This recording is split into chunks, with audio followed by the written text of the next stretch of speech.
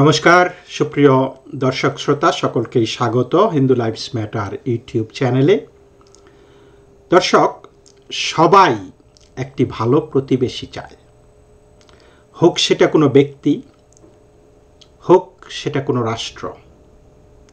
কারণ একটি ব্যক্তি বা একটি রাষ্ট্রের দুর্দিনে সবসময় ঘনিষ্ঠ প্রতিবেশীরাই সাহায্যের জন্য এগিয়ে আসে, সহানুভূতি জানায় এবং যত ধরনের দুঃখ কষ্ট ট্র্যাজেডি সেগুলি তারা সহভাগিতা করে নেয়।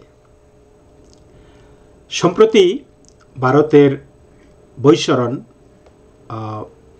উপত্যকায় বেলিতে হিন্দুদেরকে টার্গেট করে জঙ্গি হামলা হয়েছে এবং সেইখানে ২৬ জন নিহত হয়েছে এবং এই জঙ্গিরা লস্করি তাইবার সদস্য। লস্করি তাইবার একটা এই অফশুট, যেটাকে বলা হয় টিআরএফ বা দি রেজিস্ট্যান্স ফ্রন্ট, সেটা গঠিত হয়েছে ২০১৯ সালে। এবং আপনারা ইতিমধ্যেই জেনে গেছেন যে সেইখানকার পর্যটকদেরকে একজন ইটালিয়ান এবং বাকি ২৫ জন ভারতীয় হিন্দু তাদেরকে নাম জিজ্ঞেস করে করে হত্যা করেছে এবং তাদেরকে কালেমা পড়তে বলা হয়েছে। যারা পারেনি বা যাদের নাম মনে হয়েছে হিন্দু নাম, তাদেরকে তারা হত্যা করেছে। কি নির্মম পাশবিক হত্যাকাণ্ড! এবং সারা পৃথিবী থেকে নিন্দার ঝড় বয়েছে, ভারতের পাশে থাকার বার্তা এসেছে বিভিন্ন দেশ থেকে এবং নিন্দা জানিয়েছে ভারতের নিকটতম প্রতিবেশী চীন, ভুটান, নেপাল, শ্রীলঙ্কা, এবং সেটাই স্বাভাবিক। কিন্তু ভারত বাংলাদেশের ক্ষেত্রে বিষয়টা অন্যরকম হয়েছে। ভারত বাংলাদেশের গল্পটা এইখানে ভিন্ন। বাংলাদেশ নিন্দা জানিয়েছে এবং সেই নিন্দা জানাতে সময় লেগেছে ২৪ ঘন্টা বা আরও বেশি। ভাবতে পারেন, আপনার নিকটতম প্রতিবেশী, ঘনিষ্ঠ প্রতিবেশী, যেই প্রতিবেশীকে আপনি খাইয়ে পরিয়ে বলিয়ান করে যেই দেশটাকে আপনি সৃষ্টিতে সহযোগিতা করেছেন, সেই দেশটি আপনার ট্র্যাজেডিতে ২৪ ঘন্টা সময় নেয় কি বলবে একটু ভাবুন। তার আগে অবশ্য একটু চিমটি কেটেছে। এই যে বলছিলাম যে লস্করি তাইবার অফশুট দি রেজিস্ট্যান্স ফ্রন্ট টিআরএফ এই ঘটনাটি, জঘন্য ঘটনাটি ঘটিয়েছে এবং তারা স্বীকারও করেছে। কিন্তু এই স্বীকারের পরেও বাংলাদেশের এই অন্তর্বর্তী সরকারের এক উপদেষ্টা, আইন মন্ত্রণালয়ের উপদেষ্টা এবং এমনকি আইনের অধ্যাপক আসিফ নজরুল, তিনি একটি স্ট্যাটাস দিয়েছেন যে এই ঘটনাটি কারা ঘটিয়েছে সেইখানে যাবার আগে আপনারা নিচের স্ট্যাটাসটা দেখুন। তখন তিনি একজনের স্ট্যাটাস সেইখানে শেয়ার করেছেন। সেইখানে বলা হয়েছে যে এই আক্রমণের জন্য অজিত দোভাল এবং অমিত শাহ দায়ী। যে এখনকার টেকনোলজির যুগে কাশ্মীরে অস্ত্র ঢোকা অসম্ভব, সুতরাং এইগুলি যা হয়েছে অমিত শাহ এবং অজিত দোভালদের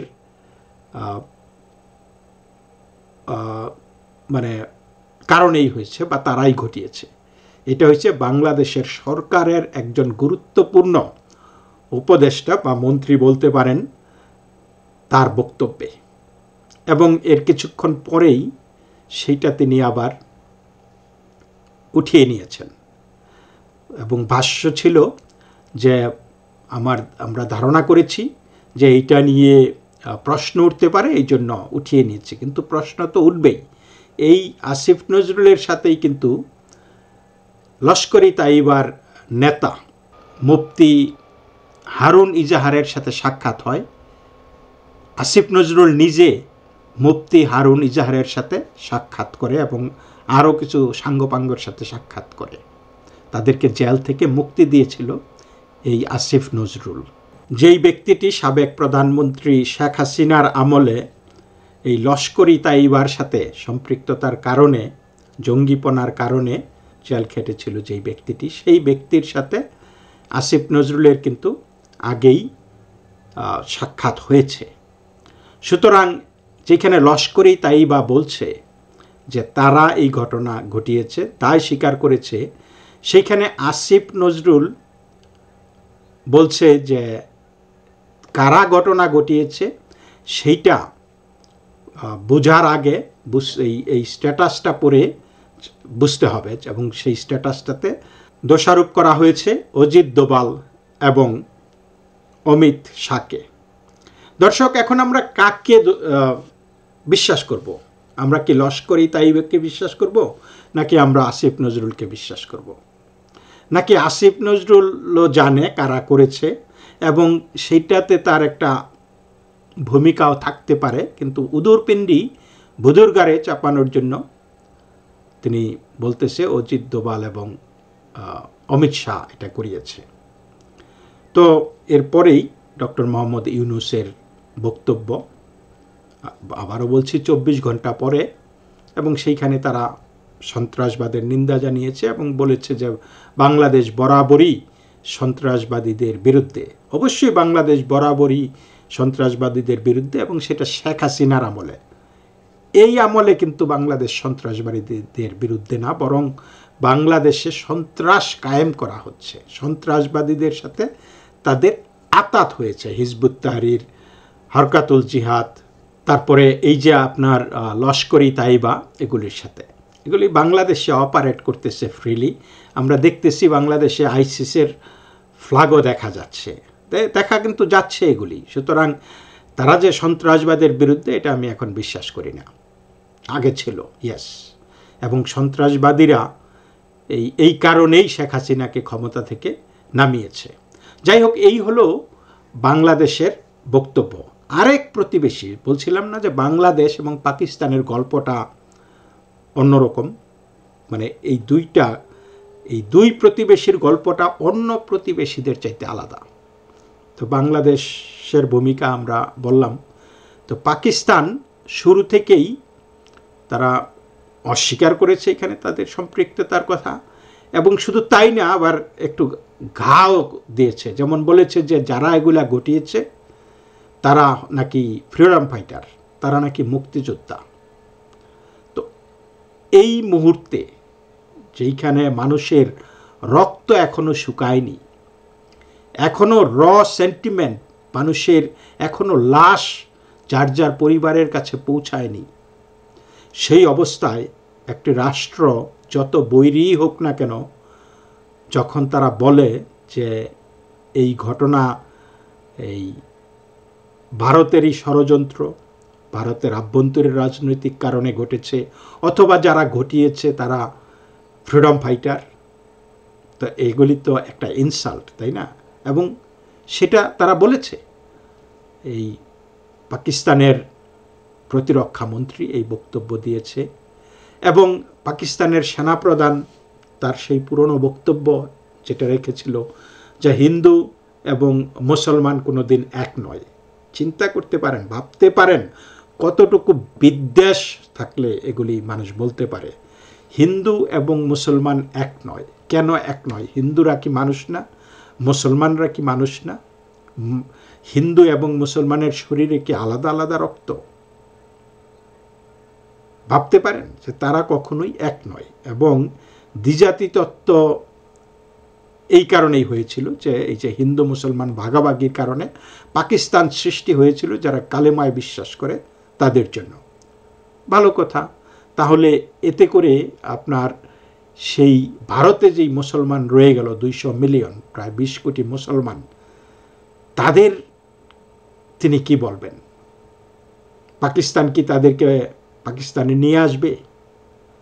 হিন্দু এবং মুসলমান এক না হলে মুসলমানরা কেন ভারতে থাকবে? সেই হিসাবটা কি এই পাকিস্তানি জেনারেল করেছে? এই ধরনের উদ্ভট, এবং বলছে যে ভারত তাৎক্ষণিকভাবে ভারত অনেকগুলি ব্যবস্থা নিয়েছে, আপনারা জানেন, পাকিস্তানের বিরুদ্ধে, এবং এইটা নিয়ে যথেষ্ট তারা মারমুখী আচরণ দেখাচ্ছে। তারা বলেছে যে সিন্ধু নদীর জল বন্ধ করা যুদ্ধের শামিল, এবং তারা জানে কিভাবে তাদেরকে প্রতিরক্ষা করতে হবে, প্রতিরোধ করতে হবে। নানান ভারতের সাথে চুক্তি তারা বাতিল করে দেবে, এই সেই বলেছে। এবং এই আসিফ জারদারি, নজরুল না আসিফ, এবং বেনজির ভুট্টোর ছেলে, পাকিস্তান পিপলস পার্টির নেতা চেয়ারম্যান বিলওয়াল ভুট্টো জারদারি, সে কি বলেছে? সে বলেছে যে সিন্ধু নদী দিয়ে যদি জল প্রবাহিত না হয় তাহলে ভারতের মানুষের রক্ত বইবে সেই নদী দিয়ে। কি ভয়ঙ্কর! মানে এই রক্তই কি তারা পছন্দ করে? রক্ত ছাড়া কি তারা কোনো কথা বলতে পারে না? ভারত কি একটিবারও বলেছে যে তোমাদের রক্ত নিব? বা হিন্দুরা কি কখনো রক্তের হোলি খেলার ভয় দেখায়? রক্ত নিয়ে কথা বলে গলা কেটে ফেলবো। ইভেন লন্ডনে যখন ভারতীয়রা লন্ডনের পাকিস্তান দূতাবাসের সামনে তারা প্রতিবাদ করছিল, সেইখানে একজন মিলিটারি এক্সপার্ট, মিলিটারি অ্যাটাশে সেই হাই কমিশনের পাকিস্তানি ব্যক্তি, তিনি সামনে এসে করেছেন, একটা জেস্চার দিয়েছেন যে গলা কেটে ফেলবে, বিক্ষোভকারীদের গলা কেটে ফেলবে, বা ভারতীয়দের গলা কেটে ফেলবে। ঠিক একইভাবে এই যে বিলওয়াল জারদারি ভুট্টো বললেন যে সিন্ধু নদী দিয়ে যদি জল না আসে তাহলে সেইখান দিয়ে ভারতের মানুষের রক্ত প্রবাহিত হবে। ভারত বলেছে যে এই জঙ্গিদেরকে পৃথিবীর শেষ প্রান্ত পর্যন্ত আমরা তাড়া করব, তাদেরকে আইডেন্টিফাই করব, তাদেরকে নিকেশ করব, এবং তাদের সাথে জড়িত যারা তাদেরকে মদত দিয়েছে, যারা তাদেরকে প্রশিক্ষণ দিয়েছে, যারা তাদেরকে লজিস্টিক্যাল সাপোর্ট দিয়েছে, আমরা তাদেরকেও রেহাই দিব না। এবং তারা এক এক করে কাজ করতেছে, কিন্তু রক্তের হুঁশিয়ারি কিন্তু ভারত দেয়নি, ভারত রক্তের কথা বলেও না। তো হিন্দু কালচার এবং এই যে আসিফ মনির, যেটা এই পাকিস্তানের সেনাপ্রধান, মানে তিনি হিন্দু এবং মুসলমান এক না, আসলেই তো এক না। আমরা যে কথার বহর দেখলেই বোঝা যায় যে এক না, তাই না? there is a stark difference. তো এনিওয়ে এই আবহে বাংলাদেশ পাকিস্তান কেমন নেভার, এটার আরেকটা উদাহরণ দেখায়। এখানে ভারতের সঙ্গে কূটনৈতিক সংঘাত খুব প্রকট এই মুহূর্তে পাকিস্তানের, এটা আপনারা জানেন, এবং তারা একে অপরকে কূটনৈতিকভাবে আঘাত এবং প্রত্যাঘাত করতেছে। উত্তেজনা চারিদিকে, কখন কি হয়ে যায়, দুই পক্ষই মিলিটারি পশ্চার দেখাচ্ছে, মিলিটারিলি প্রিপেয়ার হচ্ছে, তো কিছু একটা হবে। তো এই মুহূর্তে পাকিস্তান বাংলাদেশকে বার্তা দিয়েছে যে বাংলাদেশের সাথে সম্পর্ককে আরো মজবুত করতে চায় তারা, এবং সেই বার্তাটা এই সময়ে দিতে হলো পাক প্রতিরক্ষামন্ত্রী খাজা মোহাম্মদ আসিফকে। এই পাকিস্তানের প্রতিরক্ষামন্ত্রী বলেন বাংলাদেশের সঙ্গে বিভিন্ন ক্ষেত্রে সম্পর্ককে গভীর করার জন্য তিনি অধীর আগ্রহে অপেক্ষা করছেন। আপনারা জানেন যে কয়েকদিন আগে ভারতের পররাষ্ট্রমন্ত্রী কিন্তু বাংলাদেশে সফর করার কথা ছিল, কিন্তু এই কাশ্মীরের যে জঙ্গি হামলার কারণে সেই সফরটা স্থগিত করা হয়েছে। তো এই প্রতিরক্ষামন্ত্রী খাজা মোহাম্মদ আসিফ আরও বলেন যে অর্থনৈতিক রাজনৈতিক এবং সাংস্কৃতিক ক্ষেত্রে সম্পর্ককে আরও উন্নত করতে ঢাকা এবং ইসলামাবাদ আন্তরিকভাবে উদ্যোগী। তো সময় আর খুঁজে পায় নাই তারা যে এই মেসেজটা দেওয়া এবং বাংলাদেশ এই মেসেজটা ফ্রেন্ডলিভাবে রিসিভ করা। কি বার্তা দেয়? সেই যে বার্তা যে পাকিস্তান এবং বাংলাদেশের গল্পটা ভিন্ন, যেখানে অন্য সকল প্রতিবেশী বিশ্বের সকল দেশ যেখানে এই জঙ্গি হামলায় ভারতের পাশে দাঁড়িয়েছে, সেখানে বাংলাদেশ এবং পাকিস্তানের গল্পটা সত্যি সত্যি আলাদা। গত শুক্রবার ইসলামাবাদে বাংলাদেশ হাইকমিশনে একটি অনুষ্ঠান আয়োজিত হয়। সেখানে প্রধান অতিথি হিসেবে আমন্ত্রিত ছিলেন পাক প্রতিরক্ষামন্ত্রী আসিফ। তো ওই অনুষ্ঠানেই বাংলাদেশের উদ্দেশ্যে বন্ধুত্বকে আরো গভীর করার বার্তা দেন তিনি। বাংলাদেশের অন্তর্বর্তী সরকার এবং সেই দেশের সাধারণ মানুষকে শুভেচ্ছা জানিয়ে পাক প্রতিরক্ষামন্ত্রী জানান ঢাকার সঙ্গে সম্পর্ককে ইসলামাবাদ অত্যন্ত গুরুত্বপূর্ণ বলে মনে করে। তো হ্যাঁ, আর এই যে এই অনুষ্ঠানটি বাংলাদেশ হাইকমিশন আয়োজন করেছে, তারা আর সময় পায় নাই। একটা সেন্সিটিভিটির একটা ব্যাপার আছে। আপনার পাশের বাড়িতে যখন হত্যাকাণ্ড ঘটে, সাধারণ স্বাভাবিক মৃত্যু না কারো, হত্যাকাণ্ড ঘটে, স্বাভাবিক মৃত্যু হলেও কিন্তু প্রতিবেশীর অনেক কিছুই ঘটা করা কিছু থাকলে সেগুলি স্থগিত হয়ে যায় বা সাদামাটাভাবে করে। কিন্তু বাংলাদেশ মানে আর এই ভারতে তো চরম রক্তক্ষয় হয়েছে, একটা ট্রাজিক সিচুয়েশন হয়েছে, কতগুলি প্রাণ ঝরে গেছে। সেটা বাংলাদেশের হৃদয়ে বিন্দুমাত্র অনুভূতির সূচনা করে না, অনুভূতি জাগায় না। তারা যথারীতি তাদের হাইকমিশনের একটি অনুষ্ঠান করেছে, সেইখানে পাকিস্তানের প্রতিরক্ষা মন্ত্রীকে আমন্ত্রণ জানিয়েছে এবং সেইখানে এসে তিনি সুন্দর বক্তৃতা দিলেন বাংলাদেশের সাথে তাদের সম্পর্ক আরও সুদৃঢ় করা। এগুলি মানে কি? মানে একটা মেসেজ দেওয়া, ভারতকে একটা মেসেজ দেওয়া যে আমরা কিন্তু বাংলাদেশে আসছি, তোমার এই পারেও আসি ওই পারেও আসি। তো এই পারে এবং ওই পারে তারা কিন্তু ছিল এবং দখল করেই ছিল। তারা কি ভারতের সাথে পেরেছিল? এখন আবার যদি তারা বাংলাদেশে আসার খায়েশ দেখায়, এই যে বাংলাদেশ মাঝে মধ্যেই বড় বড় কথা বলে, চিকেন নেক এই সেই এখানে আটকে দিবে, 7 সিস্টার ল্যান্ডলক কান্ট্রি 7 সিস্টার্স মানে আলাদা আলাদা কান্ট্রি, মানে এরকম হাবভাব, এবং তারা নাকি they are the only guardian of the sea, সমুদ্রের একমাত্র অভিভাবক। এত লম্ফজম্প কথা। তো যেই পাকিস্তান তখন নিজেরা দেশ দখল করে দেশের দণ্ডমুণ্ডের কর্তা হয়ে যেটা ভারতের সাথে পারেনি, এখন বাংলাদেশকে প্রক্সি হিসাবে ব্যবহার করে তারা পারবে, সেটা ভাবে কি করে? আর বাংলাদেশ আমি জানি না, হয়তো তারা ভাই ভাই মুসলিম ভাই ভাই সেই চিন্তা থেকে তারা হয়তো পাকিস্তানের সাথে হাত মিলাচ্ছে, কিন্তু এতে করে হয়তো তারা একটা খেলাফতের চিন্তা করতেছে, কিন্তু খেলাফত চিন্তা করতে গিয়ে যদি শেষ পর্যন্ত দেশটাই হারায়, এবং দেশটা হারানোর যথেষ্ট আলামত কিন্তু বাংলাদেশের রয়েছে এই মুহূর্তে।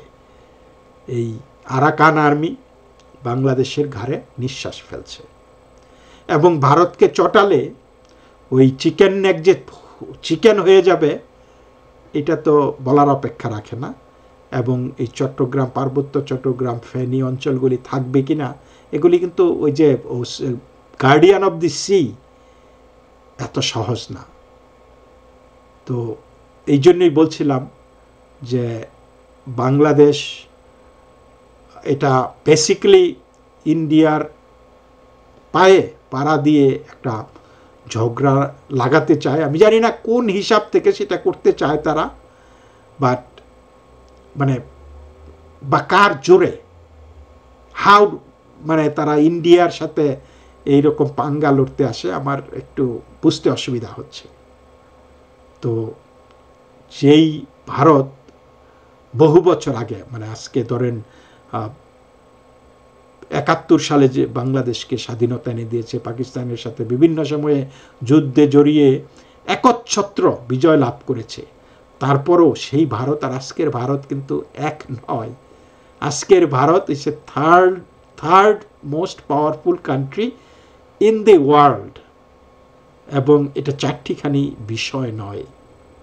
এবং এটা খুব শীঘ্রই ভারত একটা অ্যাকশনে যাবে এবং পাকিস্তান এটা টের পাবে, এবং সেই সাথে ওই যে কি বলে, জিকে মেরে বউকে শিক্ষা দেওয়া না, হয়তো বাংলাদেশের শিক্ষাটাও তখন হয়ে যাবে।